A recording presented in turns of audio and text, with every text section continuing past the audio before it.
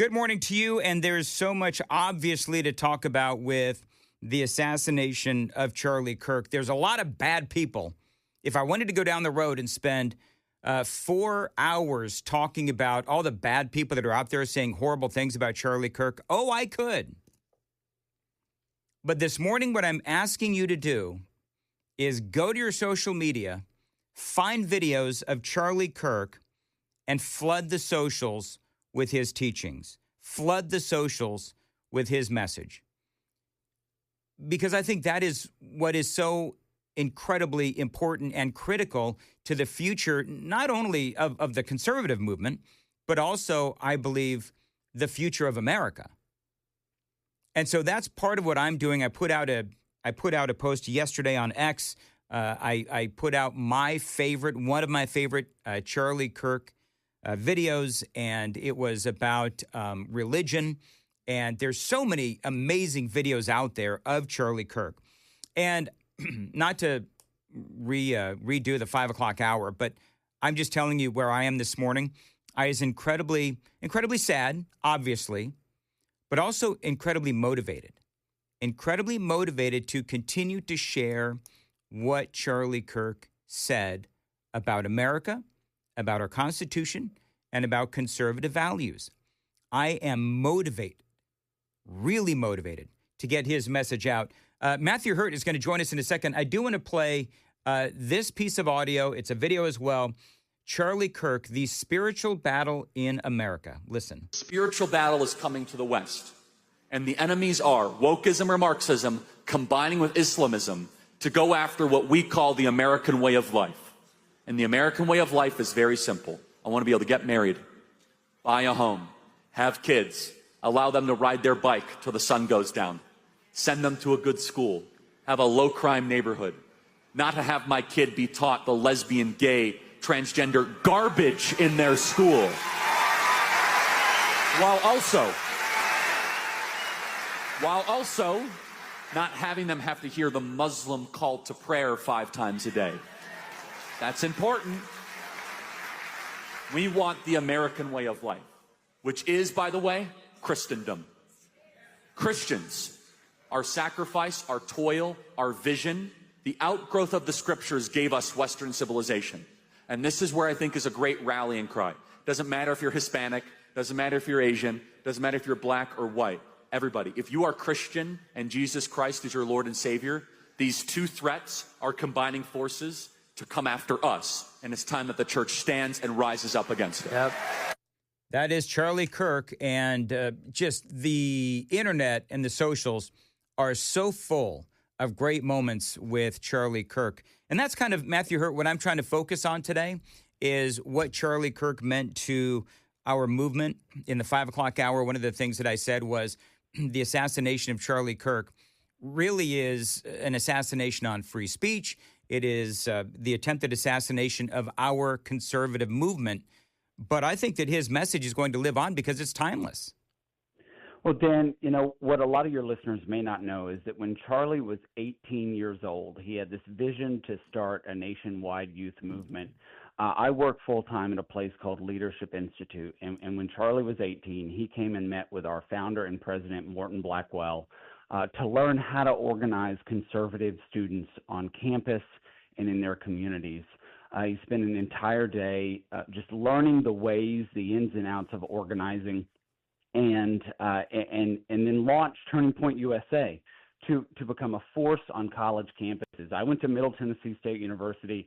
I was an activist. I had a radio show. I wrote for the newspaper. I was in student government. And it was activists like me who looked for leaders like Charlie Kirk, who, when I was sitting in a political science class and my professor said something I knew to be untrue, students needed that courage. And for more than a decade, Charlie went to college campuses to argue, to listen, and to create a place for discourse and dialogue. One of the videos that I saw last night as I was doom scrolling in the wake of all of this is Charlie explaining to a liberal on campus why he was there. And he said, when we fail to communicate with people, that's how we dehumanize, and that is a pathway that we don't want to go down. And so to hear, I was in the office yesterday, and a good third of our staff work on college campuses, and just the heartbreak in the office, and the sadness. I went to a networking event last night in D.C., and it was just the same. So many people who have been moved by Charlie's activism, who've been impacted by it. I can tell you there are thousands of young people who come to Washington, D.C., who got their start at Turning Point, who got their start because they saw Charlie in a video on YouTube or social media, and it's heartbreaking. It's heartbreaking to see that this is how far the discourse for some has gone to lead to the tragic death of Charlie. When you talk about reaching the younger generation, to me, the younger generation, right, like in the 20s and teenagers, I do believe that Charlie's message was indeed timeless, and I don't believe that his message will die with him. And I think that's what I am encouraging people to do is find your favorite Charlie Kirk video. And if you don't have one, go out and find one and just flood the socials. I think that Charlie Kirk's message is more important right now than ever before. Absolutely. And I was talking with some current staff at Turning Point last night. Of course, they're incredibly shaken, but they had the same message. You go out and do these things and raise awareness. Charlie was edgy.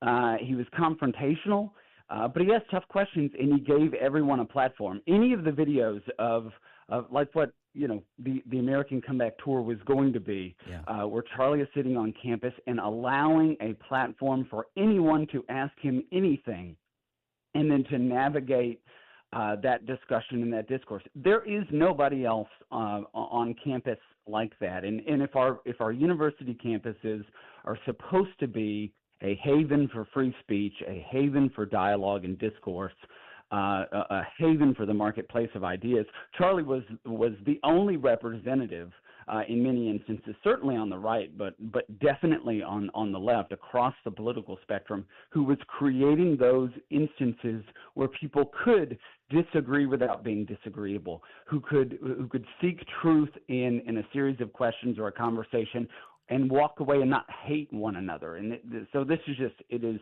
heartbreaking, the news yesterday out of Utah, and we've seen now on social media the comments from those who would cheer on this kind of political violence. It's really terrible. It is, and I think the tent that Charlie Kirk was in when he was assassinated, it said, "Prove me wrong." Well, they couldn't prove him wrong, so they took him out. But again, his message will live on. Matthew Hurtt is joining us.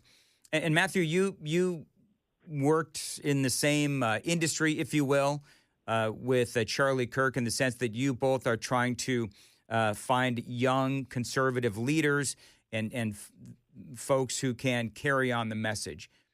MTSU, I guess, was she an assistant dean, Laura Sosh Lightsey? And she posted on the socials, looks like old Charlie spoke his fate into existence. Hate begets hate, zero sympathy. Well, you saw that on the socials because you went to school at MTSU. Yeah, I went to school at MTSU. I graduated in 2009. I had a lot of on-campus interaction with Laura Sashlightsey. She was an administrator for a long time at MTSU until last night at about 11 p.m. And we were friends on Facebook. I really, when I was at MTSU, I was friends with my liberal political science professors. I was friends with administrators, and so had been Facebook friends with her since college. And for years, she has posted sort of wacky left-wing views. And I saw that one last night, and it really pushed me over the edge and, raised awareness for it. This is someone in the role that she occupied until about 11:15 last night. She was working directly with students. Now imagine, there's a Turning Point chapter at Middle Tennessee State University. Yep. Imagine you were a student and a member of that Turning Point chapter, and you have an issue and you need to go to an administrator, and this is the administrator you go to, and this administrator basically applauds the death of somebody that you agree with. And so it was so frustrating to me. Tweeted it, I think, at about 7:30 p.m. or 8 p.m. And just in the span of a few hours, I mean, Senator Blackburn, Tim Burchett this morning, Congressman Tim Burchett, half of the General Assembly, both House members and senators, and it really took off. And I think it spoke to just how it exposed the intolerance of the left and personified it on a college campus. Now, I dealt with that for 4 years at MTSU. I dealt with the left-wing professors and this kind of pushback, but I'd never seen something like that. Like as a student at MTSU, I felt comfortable going to liberal political science professors, and having a disagreement with them. The tone and the tenor changed in the post that she made on Facebook yesterday, and then she doubled down on it. And then all of a sudden the post vanished, and then MTSU released a statement, I think just after 11 Central Time, that she was no longer with them. But it is, I can't imagine what it would be like to be a conservative student at MTSU, particularly a member of Turning Point, and have to go to an administrator with an issue, knowing that this is the kind of disdain that some administrators have for conservative students on campus. Yeah, Matthew Dowd over there at MSNBC, he said something as well, accusing Charlie Kirk of hate speech. I'm not going to play that audio right now because I know that my time with you is limited. I do want to play for you very quickly. Matthew Hurtt is joining us. This is what Greg Gutfeld said during the 5 yesterday on Fox News. Thoughts and prayers for his family.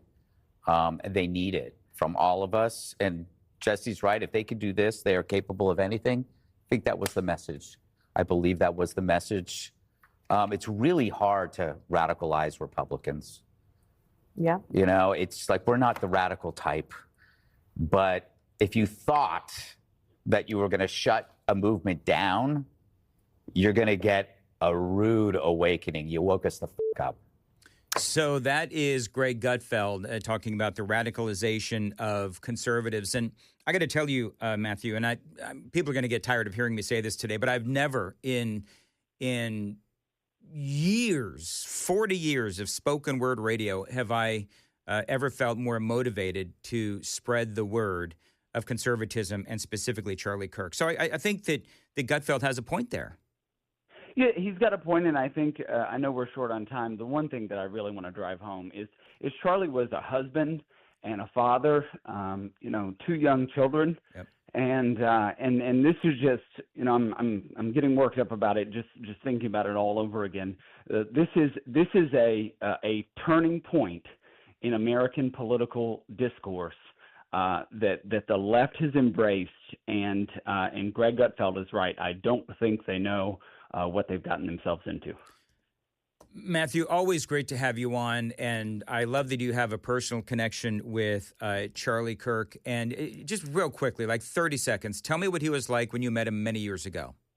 Yeah, just a bright and energetic and enthusiastic. He cared about these principles. He wanted to do something about it. He knew the importance of American greatness and of our founding, and he dove headfirst into that. He created a nationwide network of young people, and I have never seen in all my travels on college campuses, Turning Point USA chapters are the place where I've seen Bernie Sanders supporters come and say, you know what, I thought I was a leftist and now I'm not. Yeah. And they've given a home to people who feel ostracized on college campuses. The legacy of Charlie Kirk and of Turning Point is truly one that will reorient America toward its greatness.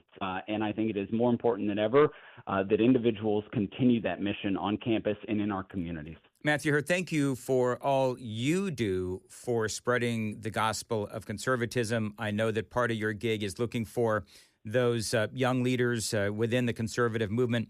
And I very much, and I know the audience also appreciates what you do and what you stand for every single day. And that's why I love having you on.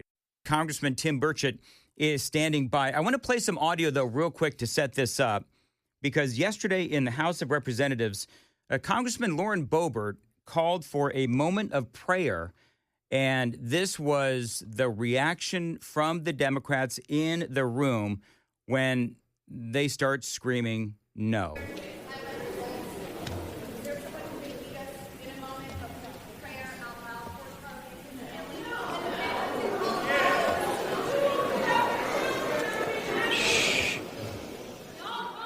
let's, wait a minute.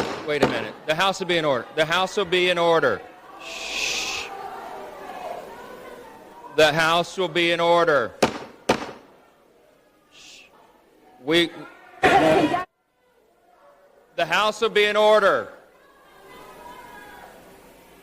Well, there wasn't a lot of order. Congressman Tim Burchett joins us. Congressman, were you in the room when all that went down, where Lauren Boebert asked for a moment of prayer and the Democrats said no?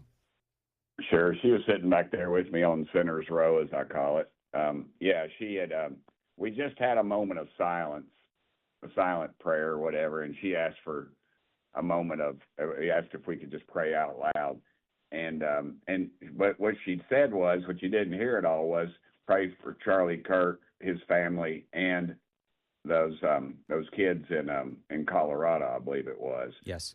And they started screaming over her, and they're like, "What about the people in Colorado?" And she said, "I just said that. Y'all yelled over me, you know." And then Luna came in, and she's pretty close. She's pretty close to Charlie, and she got mad and started yelling at them. They were yelling back. It just went back and forth. I mean, it's just the Democrats do not. I mean, they hate everything we stand for. You know, that picture of Charlie with his wife and two little kids, that's what they hate. You know, he never raised his voice. He never talked about violence. He never talked about taking it to the streets, and which Democrat leaders have. You know, they've talked about getting in our face, push us back, and doing all this stuff, you know, and they just couldn't handle him. And because he struck a nerve.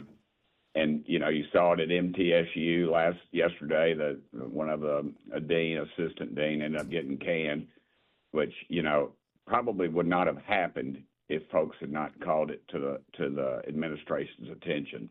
These colleges and universities, that's why Charlie went there because that's where we're losing our country. We give them this unlimited amount of money, and yet we put no strings on it. But when the left wants to come in and use pronouns and say there's 5 genders or what have you, and they talk down democracy and capitalism and things like that, you know, we allow it because it's free speech. But when one of us gets up to speak our opinion, which has been the norm for hundreds of years, it's called hate speech.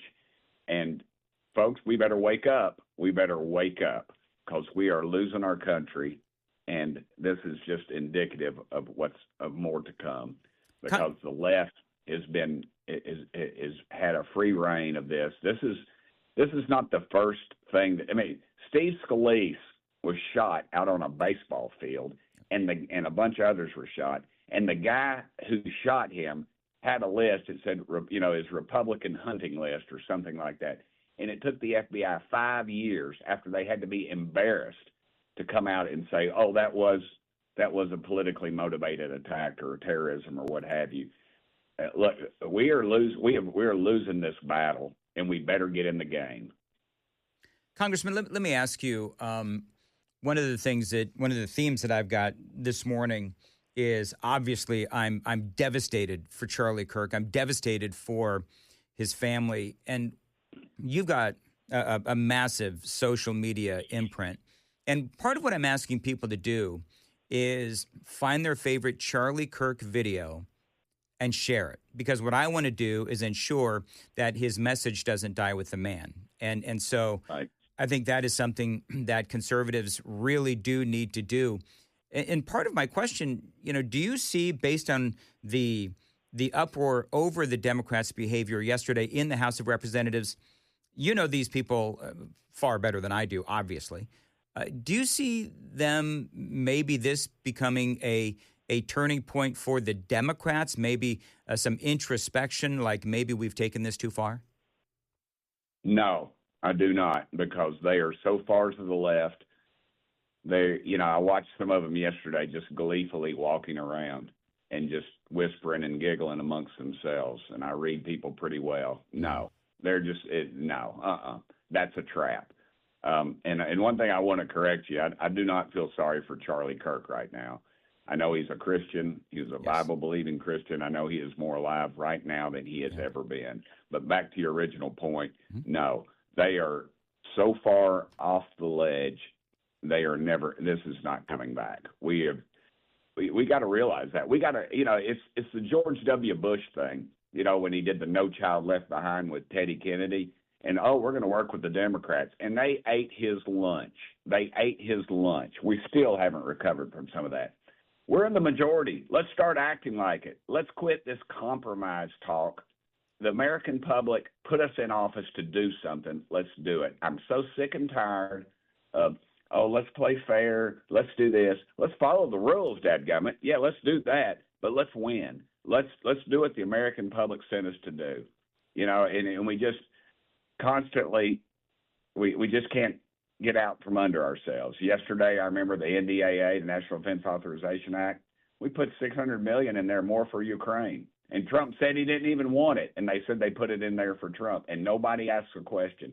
Look, folks, we're losing this battle top to bottom.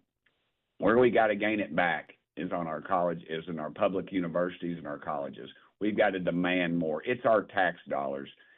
I'll be at the University of Tennessee this weekend, and all my legislator buddies will be there, and they'll be up there schmoozing in the skybox, and I get it. I'll be up there with them too, probably at some point. But at some point, we got to demand more from these folks. This is our college. This is our future. It is more than a football game. It is the future of our country. It is the young minds that they are molding. And when they keep hiring these people that are so far to the left, and then they come back and say, well, they have a right to their public opinion. Yeah, they do, until they say something conservative, and then you're on their ass. The problem is that they get it, and we don't. They get it. All they got to do is fire one person, and then we go home and claim, look what we did, look what we did. And the reality is it is so embedded in these colleges and universities, the cultural war that we're having right now is beyond belief. I hope people will wake up and start demanding more from their legislators, from us, me, and all elected officials and our colleges and universities, because we're losing this battle, folks, and we better wake up. Congressman Tim Burchett joining us on Super Talk 99.7 WTN. So one of the things that I opened up with, Congressman, this morning is I actually feel more motivated than ever to spread the word of Charlie Kirk. And we talked about that briefly when we opened up this interview. I know you're saying that we're losing the battle in the colleges. I totally get that. I understand that. So how can we, and one of my things that I would say is it all starts at home with our own kids, but how can conservatives begin to turn things around? My suggestion is to, again, just go on the socials and share as much as you can the message of Charlie Kirk. But I understand what you're saying. We're losing the battle. We've got great organizations out there that are trying to turn our kids around, like Turning Point USA. So what can parents do? What can Tennesseans do to try to turn that tide? Yeah, I think it's important for parents to do some parenting, to interject themselves in their kids' lives, ask what's going on in the classroom, talk about what's in those textbooks, maybe look over their shoulder occasionally at what they're studying, and discuss with where they're doing, and reinforce with them their values before they leave every day. I mean, my parents used to pray with us, and it didn't hurt us one bit. And I think that a lot of times we expect kids are going to go off to school and become liberals and then straighten out, and that just doesn't happen. I remember I was in a classroom when Reagan was in the White House, and I used to stand up and defend him in the classroom, and nobody would say anything. Nobody. I thought, man, I'm all alone out here. And a couple of kids would come up to me and say, man, I really appreciate you saying something. I was just, because I feel like you do, and a lot of us do. And it's just they get shouted down so much, and I just feel like we have got to reinforce that at home. We have got to reinforce that at home. And if colleges and universities tell you they have diversity, ask them how many Republicans are in their sociology department.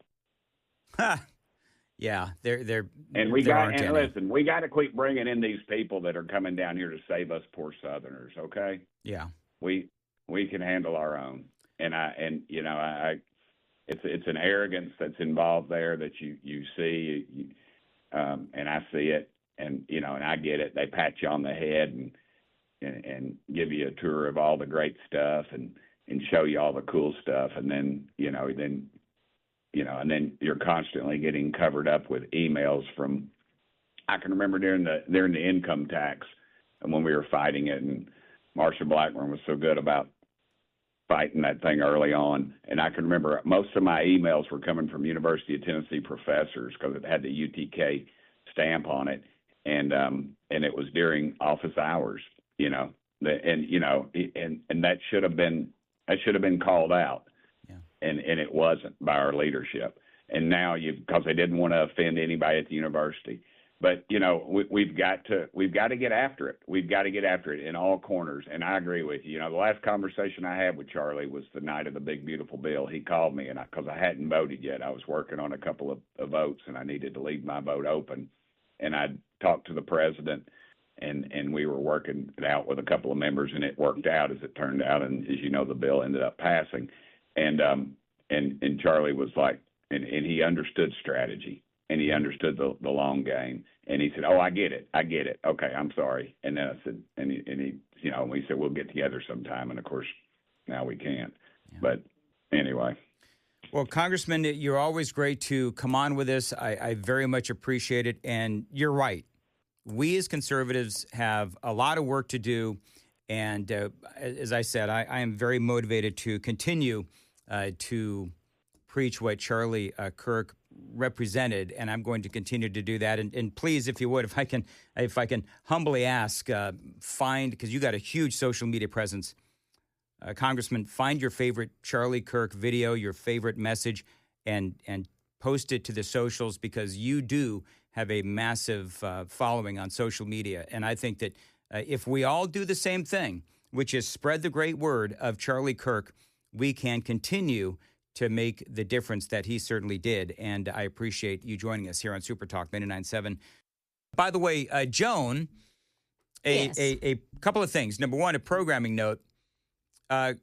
Chris is going to, today only, skip the 8:35, and for good reason. Yeah. So he is going to come out of the box at 9 o'clock after your news, about 9:05, and talk about not only, of course, Charlie Kirk, his time at Turning Point USA, Chris's time at Turning Point USA, and Chris is going to have some amazing perspective on all of that. So you want to hang tight for Chris Hand coming up a little bit later on this morning at 9:05, 9:06. Also, can you tell me, people are talking to me about I-24.